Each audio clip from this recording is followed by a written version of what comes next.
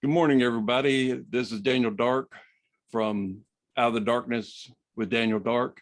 And today's guest is Tricia Benn, and she's the Chief Community Officer for C-Suite Network and the General Manager of the Hero Club, an invitation-only membership organization for CEOs, founders, and investors. As an officer of these organizations, her mission is to build a platform and community that accelerates the success of C-level executives, owners, investors, and influencers. She is a leader in creating an executive community of collaboration based on integrity, transparency, and measuring success beyond the numbers alone, the hero factor. Let us welcome Tricia Benn. Thank you so much, Daniel. It's so wonderful to be here with you and all of those who love listening to you. And I know there are so many of us. Well, people like listening to you. I don't like listening to myself. So,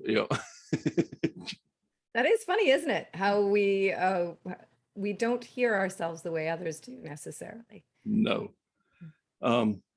But my show is called Out of the Darkness with Daniel Dark. And what it is based on is the fact that people walk through darknesses in their life that they have to get out of before they can advance into the light and the greatness that may be inside of them. Could you tell us a little bit about the light and the darkness that you have created for yourself? I love these questions in terms of how we frame ourselves and the fact that the assumption is, of course, we've all had that walk, and we do every day of our lives. And so for me, the light and the dark, that isn't necessarily good and bad. And I think that's something that may be a little different framing than the way we've been taught to think about it, Daniel. But for me, the light is my life. I am a joyful person by nature. I can't help but look to what is great in everything that I get to do and be in the world, how I am in the world, and those I get to be with, and the missions that we're on together. And the darkness for me, again, as I said, is not necessarily a negative thing at all. Darkness for me is restorative. Darkness for me is a huddling in, a bringing together, a wholeness, a completeness. So while it might be a more self-reflective space for me, it might be a quieter space for me, it might be in some ways a safer space for me. It is not necessarily a negative space whatsoever. I know that you had an incident happen back when you were younger. And I think you know which one I'm talking about. Can you give us a little bit of history on what that journey was at that time and why it was, a negative, but then positive reflection on your life? Absolutely. I think for me, I know you're referring, Daniel, to my figure skating days. So I trained at the Olympic Training Center in Canada for figure skating. I loved it passionately. I was very fortunate where my mother sat me down, and my father supported, obviously, but my mother sat me down every year and said, these are your obligations and your responsibilities associated with you being able to figure skate. It's an incredibly expensive sport, all the more so now. And do you really want to do this? And so for me, I was bred to be a multitasker. I had to have A's in school.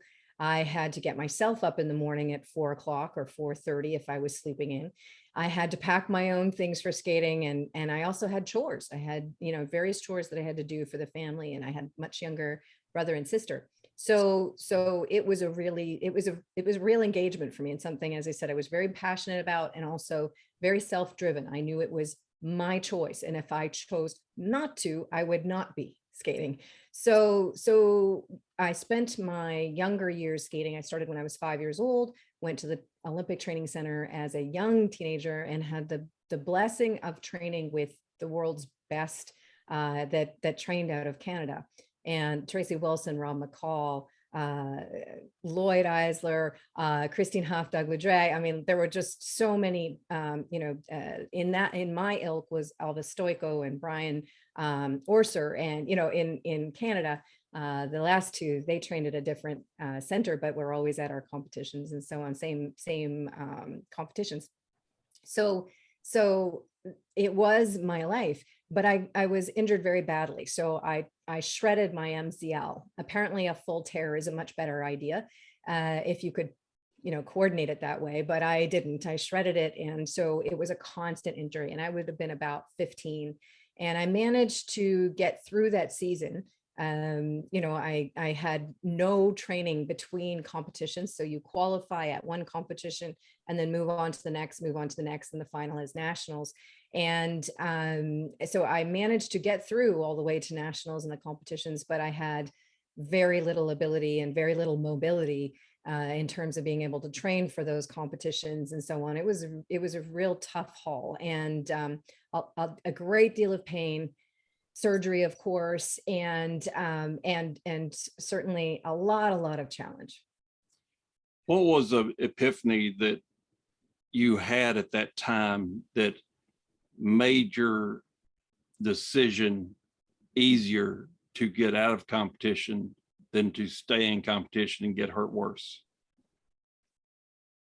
For me, it was, I think, a combination of things. So one thing we haven't talked about is at that very same time, my parents divorced. And I was older by 8 and 11 years. So it really was going through it as if I were an only child, but also having my brother and sister dependent on me. They were 3 and 6 years old. So it was a very challenging time in my life, incredibly challenging. And so I really pushed through. So I knew I had, certainly the strength and perseverance. I also, because of the multitasking aspects of my life, I wasn't just a figure skater, not by any stretch. That was a blessing. That was an extra, essentially, even though I trained 10 to 12 hours a day, 6 days a week, plus off ice training. It still was an addition to my life. And so when I was 18 years old and it was time to think to, okay, I've done this. I even took on a job and did that schedule, part-time working and that schedule and school, that at 18 years old, it was time to think about what did I want to do with the rest of my life? And I had all of the rest of my life. I had to have good marks in school. I had to be thinking to what my future would be.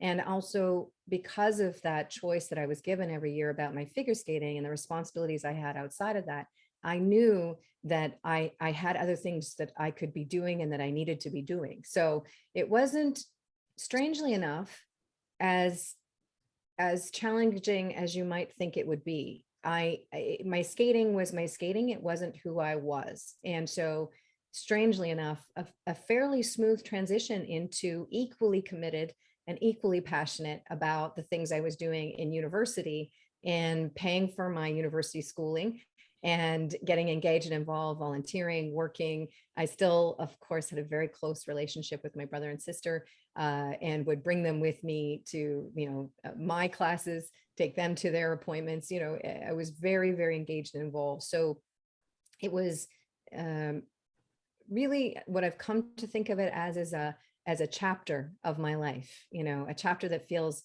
a very, very long time ago. And it's kind of encapsulated as that time in my life and a piece that I draw from for all kinds of things that I need at other stages or other chapters of my life.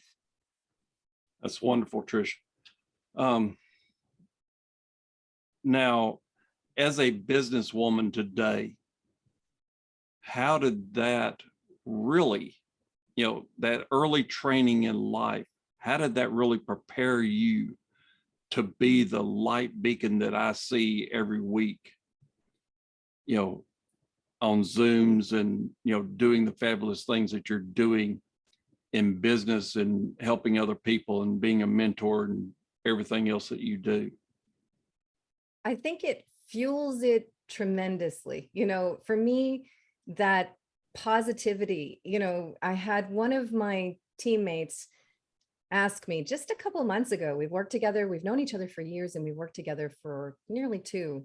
And he said to me one day, Tricia, how many times did you fall when you were a figure skater? And so, Daniel, if you wanted to take a guess, you'd be going into the billions. I don't know. I said, in figure skating, you fall until you fall less, and so with my figure skating, that application of you fall, okay, nobody died. Literally, it didn't even hurt physically, right? It might hurt emotionally, where you're like, oh, but at the end of the day, success isn't about one win or one failure. It's about how you get up and keep going. And I think you've heard me say, Daniel, I don't believe in failure. If your commitment is to deliver on a mission, deliver on a promise, see people succeed, see what you're doing, deliver success for those you serve. And that's what business is all about. Then what you're doing is you're just finding out that next step. And guess what? You get yourself up off that ground or off that ice, and you get moving again. And it's a lot less painful in business than it is when your butt is hitting the ice or other parts of your body. Yeah, because when when you do a triple and all of a sudden you don't hit that triple. Oh, I can't even believe I did that now, Daniel. I don't even know what possessed me to be in a freezing cold space 10 to 12 hours a day. Maybe that's the reason that it didn't hurt so much. Your body was numb from the cold and everything. Maybe. If you had been out there in the heat and everything, you'd been like, oh, why'd I do that? Yes. I have to credit my parents too, because, they were horse people. My mom and dad met when they were teenagers over horses. And I have picture proof, but when I was really just an infant, just little, they had me up on the horse that my mother received as her 16th birthday gift, and man's fashion. And I slid all the way around the horse and fell on the ground. And it was sandy, it was in an arena. And so, I got up and they describe it, I'm spitting out all the sand and everything. And of course, the proverbial thing, you get back up on the horse, and they put me right back up on the horse.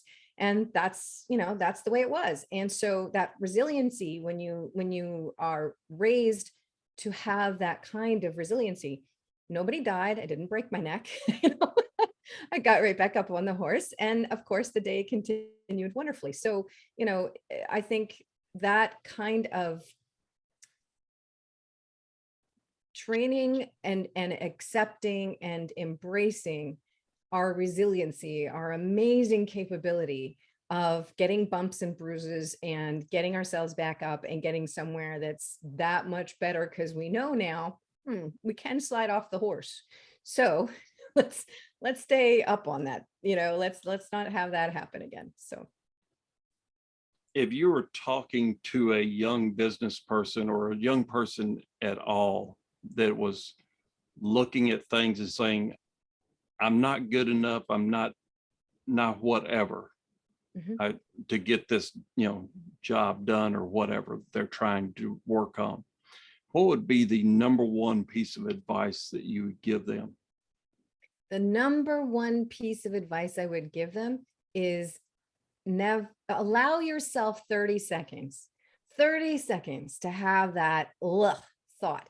And there's no one on the planet that doesn't have those thoughts cross their mind. So allow yourself 30 seconds and then end your pity party and figure out what the next step is. It's just a matter of how much time it's going to take you and what you need to do to get there. So you learn something, right? Give yourself 30 seconds and then pick yourself up and get moving. And there's so many things you can do. And Daniel, in the C-suite, there's who you're connected with, your communities, your support systems, all of those things. And then all of the other tools that we have now, right? So, and young people are brilliant in terms of their connectivity. They were born into it. So I would say, make sure that you're connecting in and know that if you're on an important mission, this is literally just one step to get you to the next step. And if you don't know what your mission is yet, again, every step is just opening the door to that next step where you figure out what your impact is going to be. And then a lot becomes very clear and very simple. You're driving results. And my definition of business is simply a sustainable model for delivering impact, meaningful impact. That's what business is. Well, it's like me, I'm still in the silver stage of life and still trying to figure out, all my impacts of life. Yes, So, that's a lifelong journey, right, Daniel? It's what it's all about. yeah. And when you do a lot of talks to big organizations, you're on different boards of directors, different, everything like that. How did you get on that first board of directors? First board of directors. Geez, so thank you for that question, Daniel. I haven't thought about that for quite some time. Here's the thing with boards of directors, and I think with women, you add on another layer because it's still a pitifully low percentage of boards that have women on them, or any significant number of women on their boards. For me, first boards, you want to get engaged in the volunteer sector. Certainly, you can be on boards. There's always positions looking for support of great not-for-profit impact and delivery to community kind of associations or memberships and so on. So that's one thing. And certainly in your industry or sector. So for me, in terms of, association involvement, I was on a board of directors for my national association for a decade and the treasurer. So that, gave me some pretty significant experience. And then as you move along, you start to have unique space, unique recognizable talents, right, that you've built over the years that other companies will want to have on board. So you look at early stage businesses that are looking for somebody to come on with that kind of expertise. And then, of course, you grow and scale from there in terms of others seeing that you have that experience and wanting to make sure that they're getting that on their board to help build their businesses and see them succeed. The biggest thing I'd say about boards that people frequently miss is being on a board is not about being the best at anything, truly. It's actually about a position of trust. And that's in the C-suite network, Daniel, we're connecting leaders that have tremendous diversity on every demographic, every firmographic. And what that means is we're able to create that connectivity where you have relationships of trust. So being on a board, most significantly, it's about a relationship of trust that you're going to sit on a board, you're going to deliver value, you're going to act with integrity, and you will support great things happening that leadership wants to see for that organization. That's great, Trish. All of us that are business people and people in life have mentors. Mm-hmm. Who is your mentor that you go to about things and why?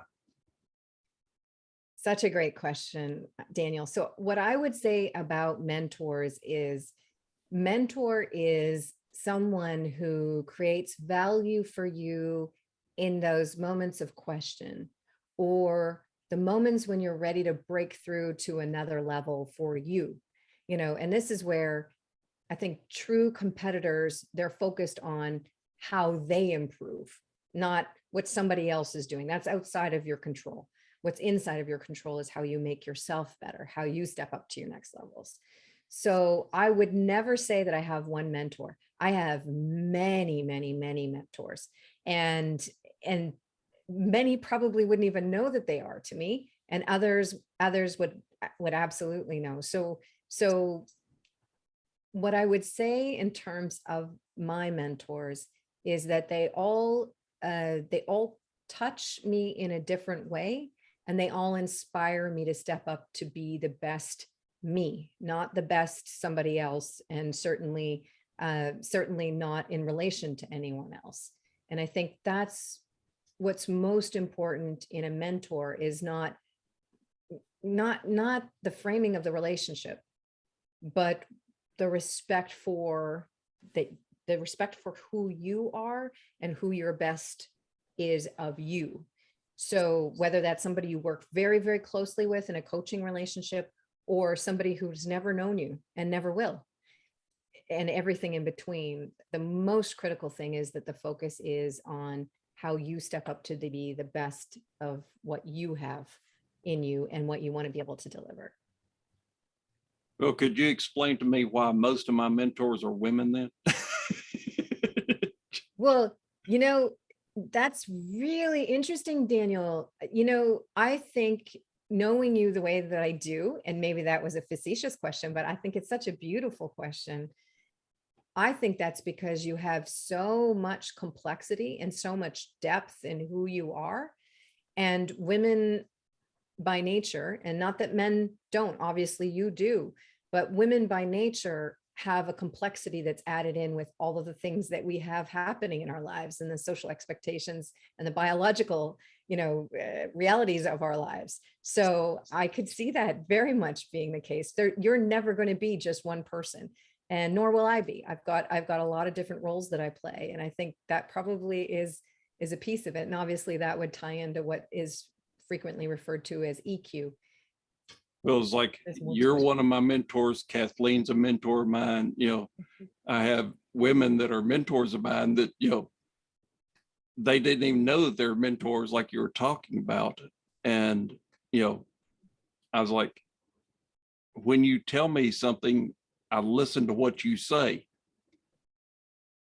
And what I've found is a lot of times when, especially if you're just talking to guys, Mm-hmm. they may say something and everything, but it doesn't carry a lot of weight to it because they've never done what you're talking about doing.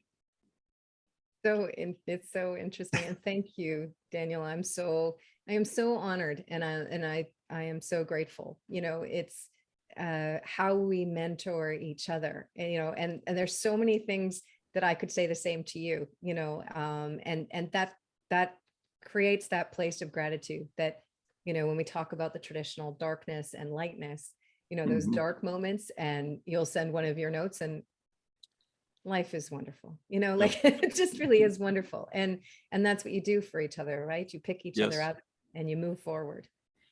We're coming to the end of our time right now, Trish. And before we go, I want to give you the opportunity to tell people how they can get in touch with you, C-Suite, and the things that you're doing, charities or anything like that you're working with.